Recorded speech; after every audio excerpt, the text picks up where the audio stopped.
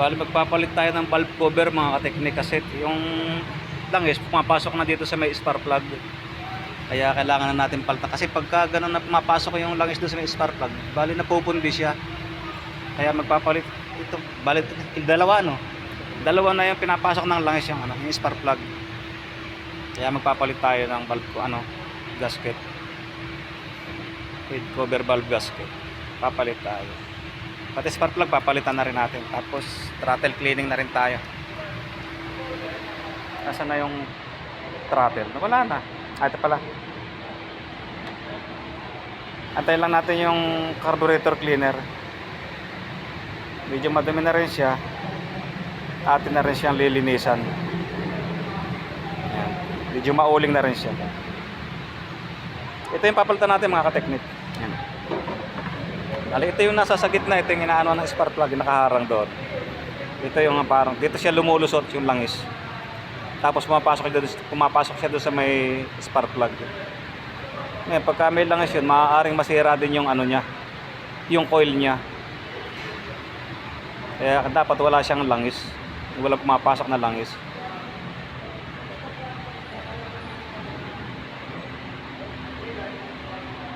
Ay, nililinis lang natin para pagbabalik wala siyang, hindi siya pagmula ng tagas. Bali Toyota Wigo itong ginagawa natin mga kateknik.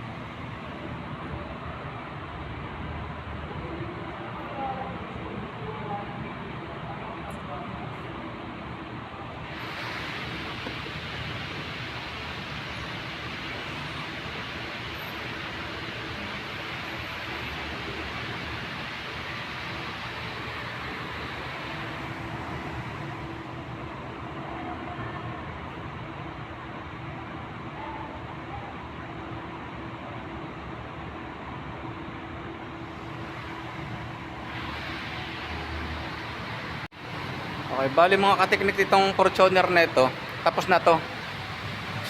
Change oil din to, kaya lang labor lang to. Kaya mabilis na tapos to.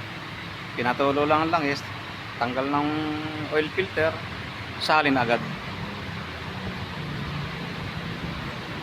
Mabilis lang to natapos, taglit lang. Hindi pa lang kinukuha ng may-ari. Yung Fortuner na to. Ito naman, inatay natin yung pyesa mga kateknik, yung niya. Itong gasket na to. Natay lang natin yan. Tapos kakabit na rin din natin. Madali lang din matatapos ito mga kateknik.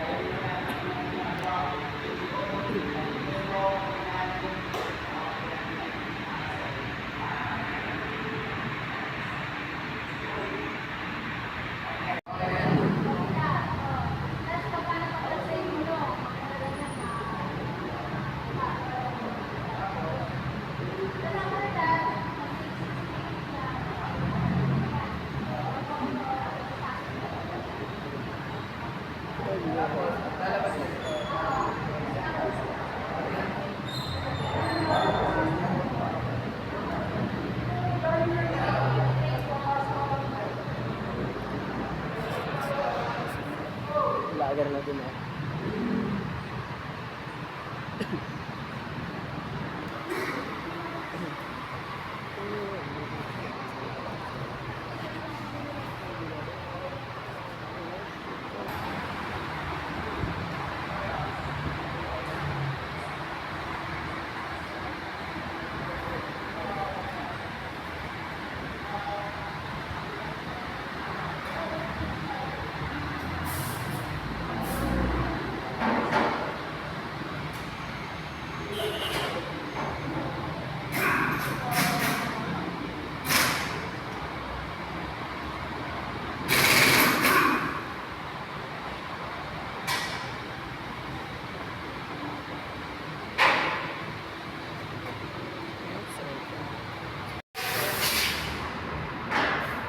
Yung kanina, sobrang hindi pala ako.